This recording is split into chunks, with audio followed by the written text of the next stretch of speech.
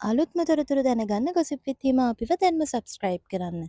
ඉතින් පහුගිය දවස්වල සමාජ මාධ්‍ය තුළ බොහෝ සෙයින් කතාබහට ලක්වෙච්ච රංගන ශිල්පිනියක් සහ රංගන ශිල්පියෙක් තමයි දේශානි නිහාරා සහ ඉසුරු ලොකු හෙට්ටිආරච්චි කියන්නේ. ඉතින් ඒ දෙන්න ගැන මේ තරම්ම කතාබහට ලක් වෙලා මොවුන් ගොඩක් ජනප්‍රිය වුණු හේතුව තමයි මේ දෙන්න අතර තිබ්බ ආදර සම්බන්ධතාවය සහ ඒක නතර වීම කියන කාරණේ හින්දා. ඉතින් දේශානි නිහාරා විසින් මේ සම්බන්ධය නැවැත්තුවා කියලා ඇගේ සමාජ මාධ්‍ය වලට විවිධාකාරයේ පෝස්ට් දමමින් එයාගේ ප්‍රේක්ෂකයන්ට කියා හිටියා. කොහොම නමුත් ගොඩක් අය කිව්වේ මේ ආදර සම්බන්ධතාවය නතර වෙච්ච එක හොඳයි. දේශානිට ඉසුරු වගේ කෙනෙක් කොහෙත්ම ගැලපෙන්නේ නැහැ කියන කාරණේ.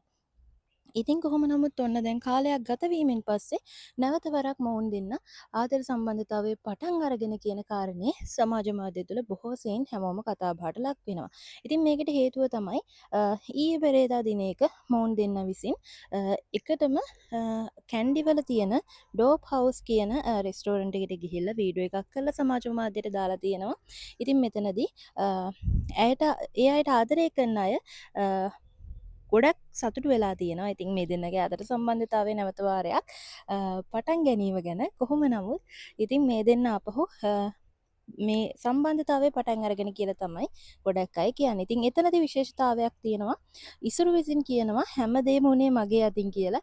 ඉතින් ඒ විදිහට ඉසුරු වැරද්ද බාර අරගෙන අය දෙන්නගේ ආදර කතාවට ආයමත් මුල පුරන්න දේශානිව ළඟින්ම තියාගෙන මේ විදිහට කතා කරනවා. ඉතින් කොහොම හරි මේ දෙන්න නුවර ගිහිල්ලා නිදහසට කැමති තැනක් හොයාගෙන ගියා කියලා තමයි කියන්නේ.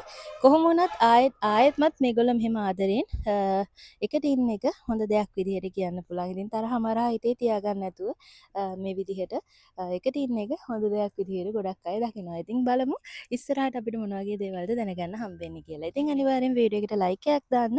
ඒ වගේම ඉදිරියටත් මෙවැනි දේවල් දැනගන්න දැන්ම පහළ තියෙන කළු පාට subscribe button එක click කරලා gossip with hima අපිව දැන්ම subscribe කරන්න.